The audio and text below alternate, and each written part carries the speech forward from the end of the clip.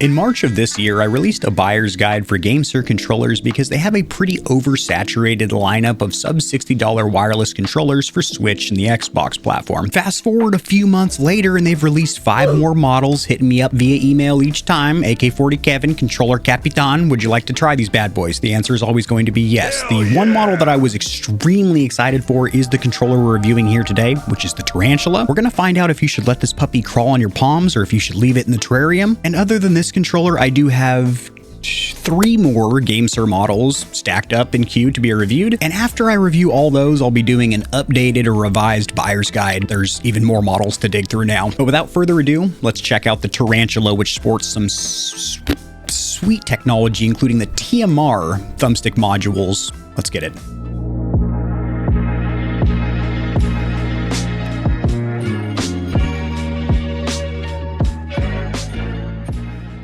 A quick disclaimer to my audience, the Stallions and Stallionettes, this controller was sent for review, but this is going to be an honest, comprehensive review. I haven't been paid or told to say or not say anything about this controller, and GameSir doesn't get an early preview. The thoughts in this video are 100% my own, and if there's any cons, shortcomings, or areas of improvement, you're going to hear about it, so these companies make better products over time. So I think the only logical place to start this review is going to be in the manufacturer's landing page, where we can look at the key features, the key notable features that would make you want to pick up this controller for $70 US, or for an additional 10, the charging station edition. Me personally, $10 to be able to drop this thing into a dock or cradle, take my extra money, bud. A couple of pictures here.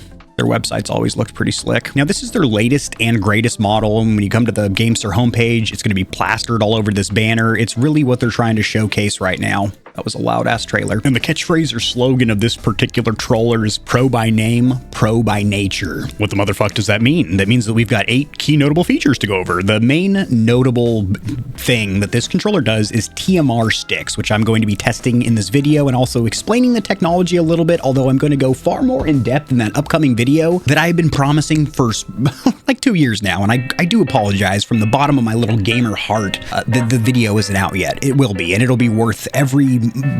Actually, you know what? I better under-promise and over-deliver. The video's gonna suck ass. You probably shouldn't even watch it. But in that video, not only am I gonna be wearing a little lab coat, grabbing my beaker, polishing it off and whatnot, lighting farts with a Bunsen burner, but we are going to disassemble potentiometer, Hall effect, and TMR thumbstick modules to take a look at the guts, what makes them tick, go over the science of it, the technology, look at the articles from the manufacturers, look at the facts, debunk a bunch of the rumors and bullshit because I get to hear a lot of it. Then we're gonna do a little interview. I don't know why I got French there for a second. Interview with some of the leaders of Hall effect thumbstick module technology. The best in the game, in my personal opinion, being GameSir, Ghoulie Kit, the OG that really brought back Hall effect thumbstick modules. We had it on the Sega Dreamcast controller, and then we did away from it and been doing the potentiometer thing for like 2.5 decades because it simply makes sense. That video is coming, and we're going to talk a lot about TMR sticks, but right now we're going to talk about what makes them better, and that is going to be this 1000 hertz polling rate. And the key takeaway is the faster you're moving on those thumbsticks, you're wiggling and waggling around. For example, when you're doing a test, an X input test, where you're rotating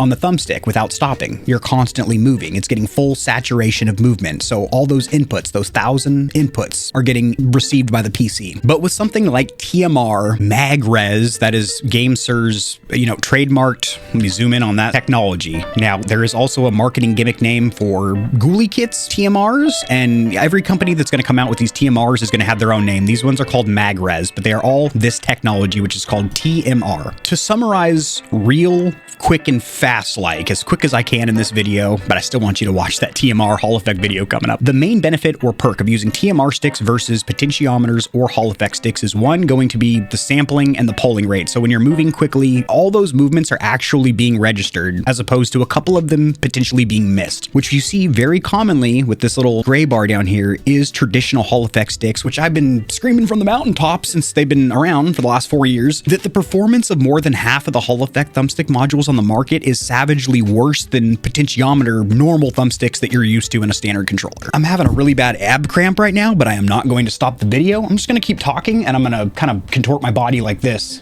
so it stops feeling like I'm being stabbed in my side. Also, TMR sticks generally draw less power from the board than Hall effect or potentiometers, so more battery life, less draw. But there is no real durability or long-term reliability perk or benefit versus Hall effect, because you can't really improve on perfection. Hall effect, they only have one physical component, a recentering spring. Some companies have ditched that completely. So you're getting really good, pretty much lifetime reliability with both Hall effect and TMRs. Yeah, you can still kind of force some stick drift if you're super rough on them, or you could have a recentering spring go out on you if you have those type of traditional Hall effect sticks down here. But what you need to know, in a $70 controller, you have some really kick-ass sticks that should last you a lifetime and perform better than any sticks that you put your fingers on. Now, universal compatibility, we always get a little chuckle about that with my audience here. It's really going to be like one console, in this case, Nintendo Switch, and then PC, of course, because PC can run anything. And then if it has Bluetooth, you can probably use it on cell phones and tablets, but that also opens up the world for converters and adapters so you can run the sucker on Xbox and PlayStation. Also, I hate to just mention all these kick-ass videos that are going to be out but aren't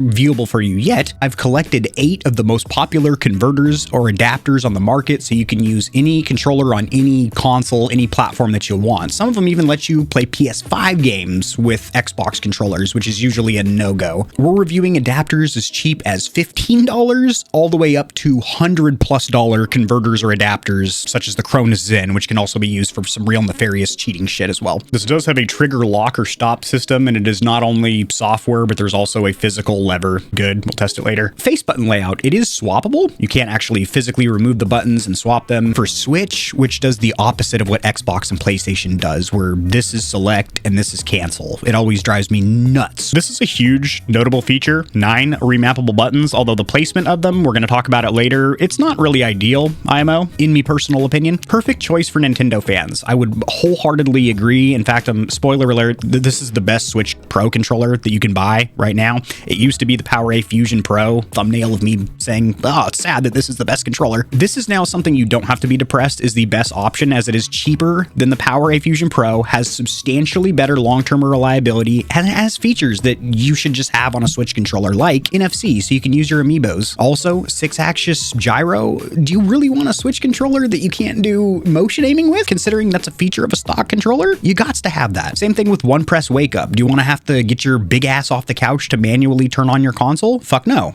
Do it with a remote. And then the charging station, which is $10, cosmetically looks really cool and also does a pretty good job of charging the controller. Not only speed, but also it docks, it seats correctly every time. Didn't have any issues there. You do have HD rumble motors, which, keep in mind, there are 3 types of controller vibration. You have typical rumble force motors, which are the worst, the most common, and the cheapest. Then you have HD rumble force motors, which are still technically the same in the way they work. It is a counterbalanced stack of weights that spins around to give you that little in your hand, but it ain't shit though in comparison to haptic feedback motors, which not only can get stronger peak vibration to really rattle your bones loose, but can also simulate thousands of effects. Cushion membrane buttons, so this does not have mechanical clicky bits. Personally think that any aftermarket Pro controller should have mechanical clicky bits or the option to switch to, but a lot of gamers do prefer that squishy ass membrane feeling, and you got it here, baby. Tactical micro switch D-pad. You got the clicky bits on the D-pad, but then over here, it's mushy. Great. I love when they give you the milliamp hour, but what's the fucking battery life? That's what we all care about. You're gonna make me Google it, aren't you? And since this controller just came out, there's probably not a lot of actual legit reports on the battery life. There it is. You heard it here. Game rant. 20 hours of gameplay before needing a charge on the Bluetooth. That's what the lights cranked. But then this article says that this is with Bluetooth, completely just negating any kind of credibility when it comes to nobody's buying this for a mobile controller. Probably buying it for PC or Switch or PlayStation or Xbox with a converter. Gross. And over here, it just says provides hours of playtime. That's actually unacceptable. How many hours of playtime? I'm glad somebody mentioned this in Reddit over here. TMR joysticks consume about 98% less power compared to traditional blah, blah, blah. Yeah, they are less power hungry. I don't know about 98%. That's a massive number and does not seem realistic at all, but they do suck less power from the board. As for the packaging, included accessories on the GameSir, a yes sir Tarantula is going to be biting your ass. Probably. Packaging is what you would expect expect from GameSir. You have some plastic and paper, no laser cut foam or any premium materials. This is a $70 controller, $80 if you do pop for the charging dock, which I can't recommend any gamer with a Pulse doesn't, considering the convenience of being able to drop a wireless controller on a dock or cradle at the end of your session and know that it's charged next time. Plus, this thing actually cosmetically looks pretty cool on your desk. There's nothing like documentation underneath this tray, so worry not about that. If your dongle or receiver, controller being the transmitter itself, loses connectivity, you do have a repairing button, although this is paired with the controller right out of the box. There's also a LED status indicator light, so you know what the fuck's going on. Pretty short 1-footer rubber USB-C cable. Probably going to use this for charging only because this is a wireless controller. Alexa, desk light 30. Wasn't bright enough back there. This is a past QC placard letting you know somebody looked over your troller. Your little cockle-doodle-doo, how do you do sticker, your instruction manual, which there's about a bajillion languages in here, but what you can do is when you find your native tongue, just fold it to that side. But if you want to be able to pinch and zoom, maybe see a little bit of color, you can get a soft version by scanning that QR code. And this little placard that ships with every one of their controllers has a little contact us if you need some support, or their socials if you want to brag about how cool their controller is to give them a little bit of free marketing. The outer and inner boxes were slightly damaged, but everything, the contents of the box are fine. Have a couple of foam rings protecting your analog sticks, which are those TMRs, which we'll be testing in this video. When you turn it on, DJ, cut that background music for me one time. God damn. Picking it up, my initial impressions is that this controller is ergonomically perfect. And if you want to get into the whole argument of symmetrical side-by-side PlayStation layout versus offset Xbox layout, I do have not only a comparison of the stock Xbox Series versus stock PlayStation 5 Dualsense controllers, but then I also compare the first-party Titans, those expensive Pro controllers that you can buy on the shelves of Best Buy and Walmart, like the Elite Series 2 and Dualsense Edge. And I personally have gone back and forth. There was about a 4-year chunk of time on the internet where I was saying offset sticks is where it's at. Now I'm more of a symmetrical guy, but I go back and forth between Xbox and PlayStation controllers pretty much a daily. I play with multiple controllers almost every day, and I never think to myself, oh, by fucking golly jeepers, this feels weird. Anyway, the palm grips are very reminiscent of the PlayStation 4 DualShock, but a little bit longer, so they fit those North American bigger hands a little better. Got ourselves a Hex Phantom over here. The exact stock width of a standard PlayStation 5 DualSense controller, which, keep in mind, a lot of third-party controllers like the Victrix BFG that have the swappable parts put the thumbsticks closer together than a native PlayStation controller, making them not comfortable in that layout. Cosmetically, this controller looks fucking slick as snot. Probably one of the best looking controllers I have seen. Reason being, it kind of is the best of both worlds. You've got that subtle, it's just black and gray, so it's gonna go with anybody's theme or setup, but you have a little bit of a flare pop in the middle with that camo, and then peeking through, you have those gears or cogs through this window, which just sets it off to let you know this isn't a standard controller. Not to mention just shape and shell design, this doesn't look like any other controller on the market. Really does remind me if a DualShock 4 and an Astro C40 had a baby. That's what this feels and looks like to me. Now, as for the perceived build quality, there's no weird panel gap where the front faceplate and rear shell meet. Also, if you have any issues, teardown or disassembly should be pretty easy. You have these little rubber covers or shrouds, which do have some cross tips. But for a $70 controller, $80 with the included charging cradle, this doesn't raise an eyebrow that this is going to fall apart. The only thing I will say throws perceived build quality for a loop and also is just confusing to the brain when you're using this controller is the fact that the D-pad is mechanical, clicky bits, and then the face buttons are squishy membrane buttons like you'd get in a stock controller. Let's take a little look at the dock first. You have a USB-A and C port. Build quality, pretty damn good. This thing isn't very flimsy. For a $10 dock, this thing looks and feels quite sturdy. So I got the charger dock plugged into the front of the PS5, and I really do like that you have the option of using either the USB-C or A port. It kind of adds a little bit of versatility. I don't like the GameSir branding here. It's pretty inconspicuous, but I just wish it could be, maybe have the GameSir branding under here. When it's sitting on your desk, you're probably not even going to see that. It works like a regular cradle. 4 pogo pins are going to hit the 4 metal pads on the back. Boom. As for the D-pad or direction buttons, I couldn't find a tap life cycle on the manufacturer's website, so I'm just going to talk about things like feel. How do they actually feel when you're gaming? Well, the surface plastics are fantastic. They're grippy, they're matte, so they're not going to collect fingerprints or micro scratches. There are 8 distinct gates. I was confused at first. I thought maybe it was only 4. There are diagonal gates, and it is an 8-way micro switch D-pad. Not very loud. I will say the actuation force is perfect. Maybe a skosh light. Overall, I'm a big old fat fan of the D-pad. I'm gonna go ahead and give it an 8 out of 10. As for the face or action buttons, cosmetically, I like the fact that they light up. I think that RGB implementation is really slick. And it took me a moment to figure out what that little cog icon's for, but it's actually to switch the face or action buttons around. As you can see, they rotate when you turn the controller on. And what that does is allows you to change the layout of the A and B buttons for cancel and select, which is a really cool implementation instead of just having the actual buttons swap like we saw with the Ghoulie Kit KK3 Max. Also, I don't know how well the camera picks it up, but these are sunken in. The LED lights are actually quite a few millimeters in. Yeah, hell yeah, you can see that. It looks sick, like a 3D effect. Face buttons actually feel really good. They're more on the side of being flat versus rounded. Size and spacing, no real complaints here, but I do wish they were mechanical. I really do. But I'm still going to give them a 7 out of 10, which is as high as I can, in good faith, give membrane buttons on a Pro controller. As for the accessory button suite, it is incredibly, it's a clusterfuck for a lack of a better word. The dashboard is incredibly cluttered, and that is because you have these additional remap-able buttons up here, but these are integrated with your actual standard controller buttons. Then this little center button, that's a share button, so you can save your dank-ass clips. But then you've got these remap-able buttons over here, and I'm going to touch more on this during the rear button section. It's great that there's multiple remap-able inputs. However, putting extra ones on the front is cool. Only do that once you've achieved the maximum amount of additional inputs that you can stuff on the top of the controller. So 2 additional bumpers up here, 4 rear buttons. So I'm not going to get ahead of myself. I swear to God, I'm not. It's cool that you have that many remap-able inputs, but 4 of them are simply silly, and I'll touch more on it in a minute. RGB, I'm going to go ahead and loop it into the accessory button suite. You can dim or disable it on the fly, and honestly, I think it's implemented pretty damn good. Now, I don't like that you can see the RGB strip in there where the controller's off, but when it's on, I think it looks really cool. Also, it is so satisfying just to turn the controller on and off and watch the face buttons rotate around. Now, that is an additional point of failure. If that little motor breaks in there, then your face buttons can no longer do the little rotate, but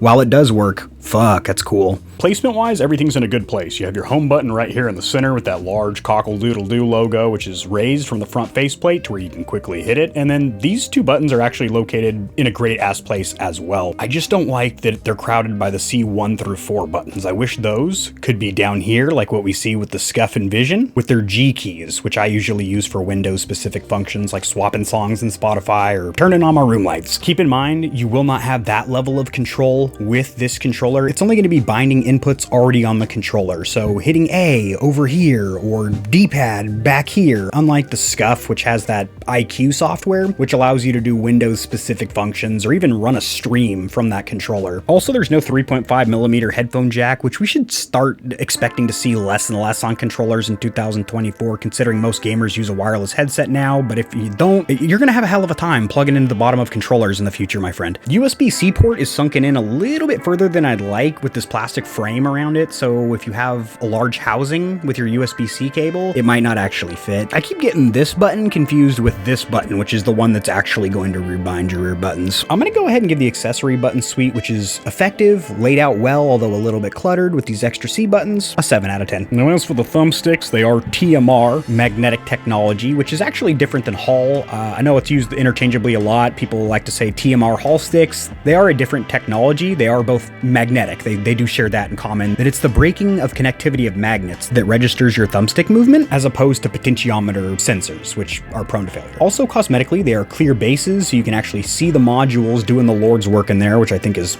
so sick looking. Clicking down the sticks, pretty quiet and secure. You have anti-friction rings that you'll glide along at full lock, and the stock thumbstick caps are pretty much identical to the PlayStation 4 and 5 hybrids, which I'm a big old fat fan of. But if you don't like them, you can slip yourself some KontrolFreeks on.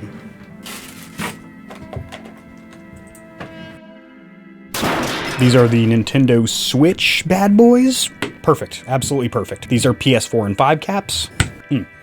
They require more strength to get on than the switch caps, but they feel more secure. So either one of these would work. A little more strength to get these on, but they feel most secure. There's no rotation in them whatsoever. The Xbox one's too small. Over here in GPT or gamepad tester, and if you tab over, you're going to see your Xbox controller. At least that's what it's recognized as by the PC, as it is an X input device, the golden standard for controllers on PC. And what we're going to notice is something that we've never seen before in gamepad tester over the dozens of tests I've done, over the hundreds of reviews. So first of all, these thumbsticks, no out of the box stick drift. They snap back to a perfect resting value of 0.00002. No weird inner and outer dead zone. As soon as you start modulating the thumbsticks, they are registering your movement. Also no weird outer dead zone. You can reach the outer gate real nice and easy. But as you can see, when I just feather ever so slightly and I try and hold my fingers completely still, the axes are still moving, and that is because these thumbsticks are so accurate that they're registering with the PC all of those little micro movements that I can't even tell I'm doing, but I'm over here, 35 years old, probably shaking and shit.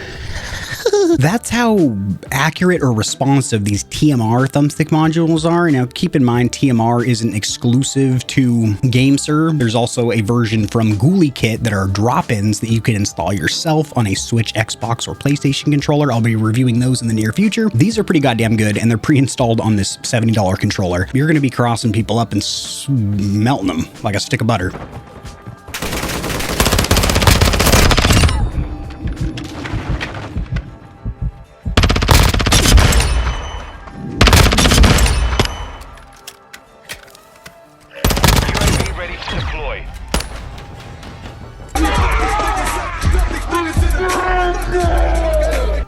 Slice of butter melting on top of a big old pile of flapjacks. Circularity test? Yeah.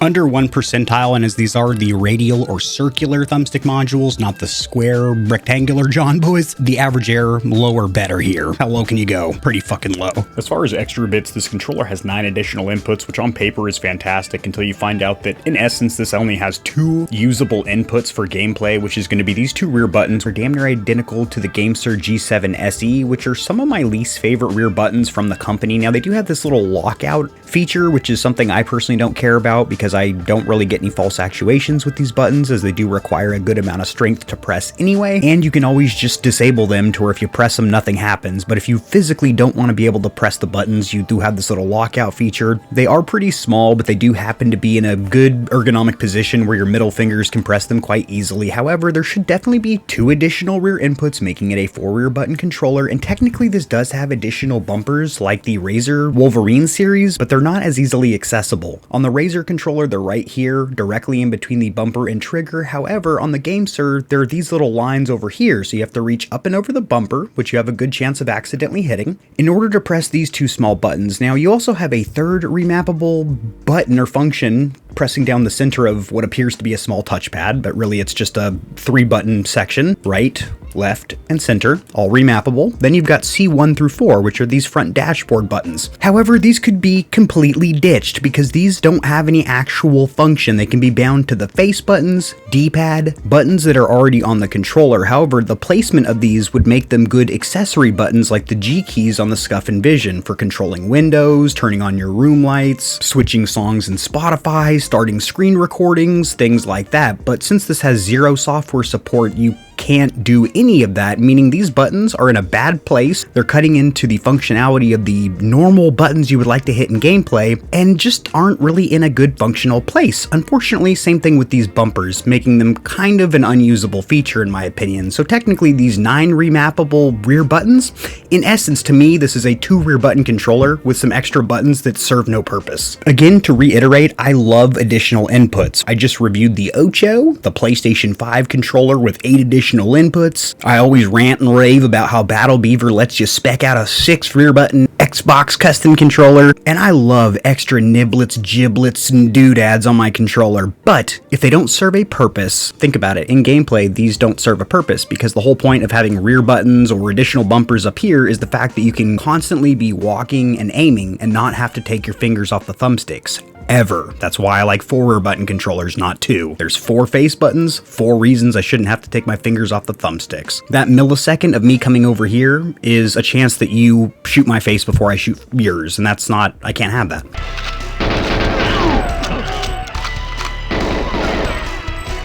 Poor implementation, I will say. The bumpers and triggers are functional, they work, they're serviceable. However, we have a little bit higher standards than that here at Gamer Heaven. You have a little bit of stippling in the form of these lines, which doesn't really provide much in the means of grip, but it isn't necessarily uncomfortable on your fingers either. But my biggest problem or gripe here is the fact that it requires more resistance or strength to press the bumpers here, since they're on a swivel or hinge mechanism, versus hitting them here with the meat of your finger.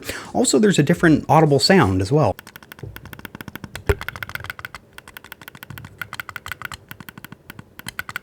Same button, same amount of force, different sounds. They don't offend me though. I'm gonna go ahead and give the bumpers a 6 out of 10. They could be better. As for the triggers, I got a couple of gripes with them. First of all, when you do have them in their linear mode, they do have less travel by about 25% than a typical Xbox or PlayStation controller. So if you're trying to modulate the throttle and brake in a racing game, good luck, Chuck. These levers are a little bit finicky to engage and disengage in gameplay. They require a good amount of strength, and you might have to turn the controller around and actually look at the levers to turn them on. But when they are engaged, the stops or locks cut out about 95% of the pull, give you a nice little digital mechanical click. However, they're a little bit noisier than I'd like. But the biggest problem or gripe here is that they are substantially lighter than I'd like. In fact, you just sneeze on these puppies and you're dumping the mag. And when they're disengaged, you don't have that much travel. But on the landing page, it says they're Hall effect, so that's gotta count for something. Getting our first input lag or delay test, we are going wired or tethered. We are of course going to test the dongle as well as the Bluetooth connection. Let's go with 2,000 samples. That's plenty for me. We're going to rotate that left analog stick. As you can see, the test completes very quickly because the PC received those 1,000 samples super quick because we're on 1,000 hertz polling rate for 1 millisecond of input lag or delay. Also pretty consistent. As you can see, the minimum and maximum are pretty goddamn close to each other, and jitter is low as well. Let's go ahead and cross check this with X input test. Jesus Christ. Jesus Christ. Jesus. Jesus. Jesus.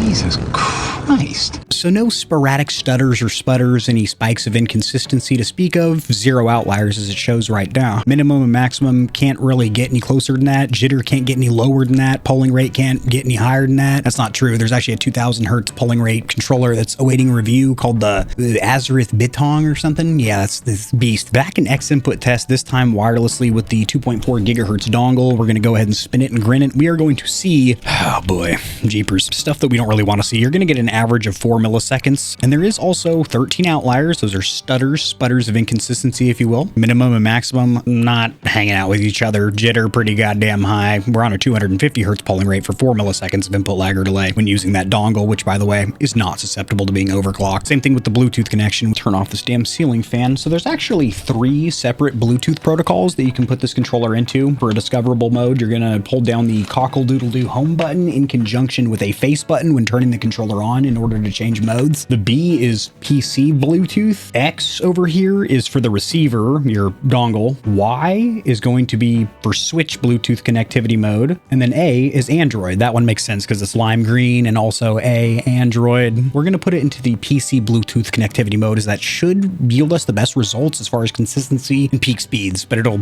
be the worst of all the methods that we've tested because it's Bluetooth.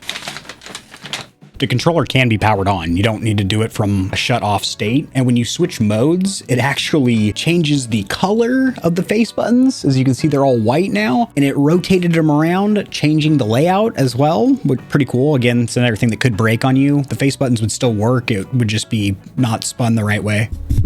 Oh, this is promising. As you can see, I even turned off my front lights because I've been sitting here a while dicking with this controller. We have a wireless, you can't see what's going on. We have a wireless input. There it is. So it's not labeled by name as the GameSir Tarantula, which is kind of whack. Wireless controllers connected. Let's test her. Okay. Not next input currently. It is recognized as a PS4 troller, so I'll be able to test it in Gamepad LA. 1, enter, 1, enter. Go ahead and rotate that left analog stick in a circle. Stuttering, sputtering, taking forever to complete the test, all over the road.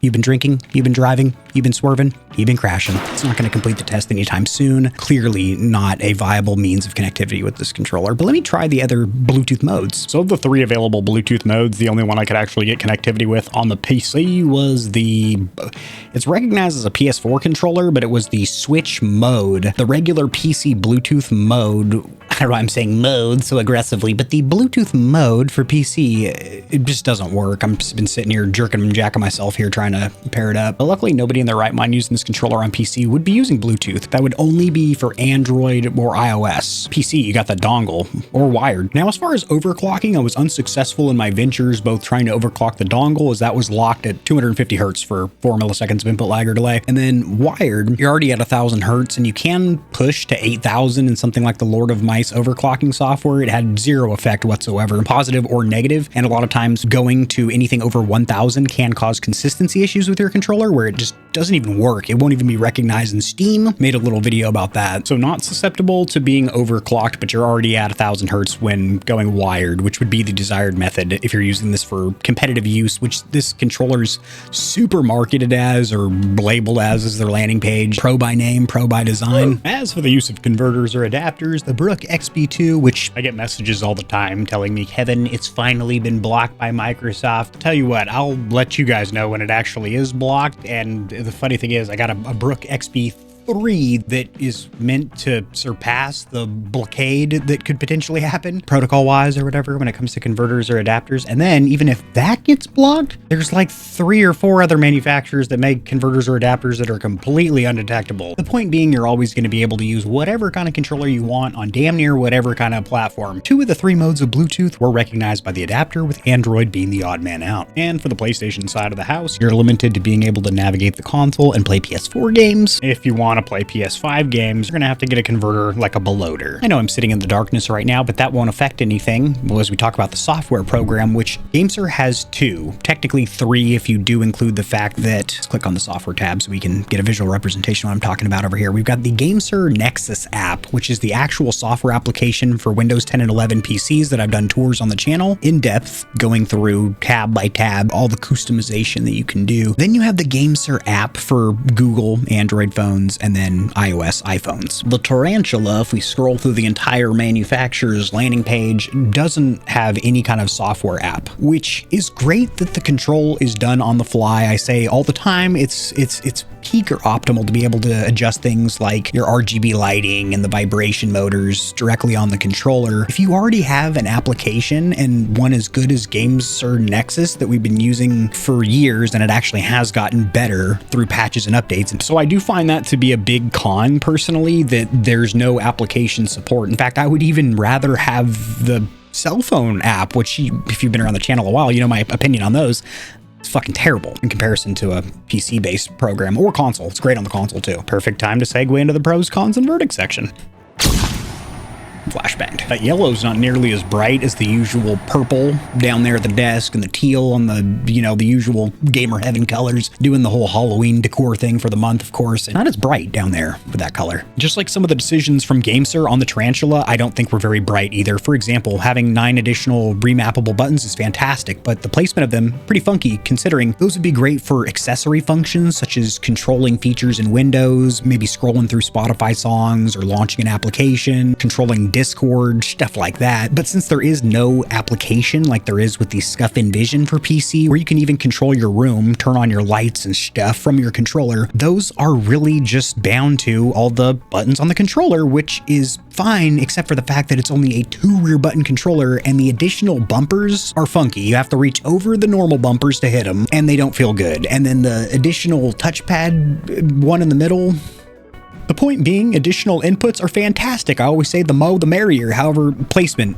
is paramount. But as far as ergonomics and comfort, this bad boy is freakishly comfortable. Also, I think the value factor is there, considering it's a $70 controller, $80 with the charging dock, which everyone should get. I really don't like that there is no manufacturer information for the battery life, such as charge time and use time. They give you the milliamp hour. That's fantastic. I'll be able to confirm that during a teardown or disassembly in the upcoming future. But it's absurd to have a wireless controller and not have you know, 20 hours of battery life and 3.5 hours of charging or something like that, you know? The bumpers and triggers, the whole top of the controller, not a big fan. The facer action buttons, pretty damn cool. The gimmicky feature of it turning on and changing colors and flipping around, more stuff to break inside the controller, although the controller would still function, work, even with those cosmetically broken in there. The lights and the little motor that turns the face buttons around. But what y'all really give a damn about is probably going to be them TMR sticks. They are not Hall. It is a different technology. It's magnetic thumbstick technology, but not quite Hall. Now, these bad boys are,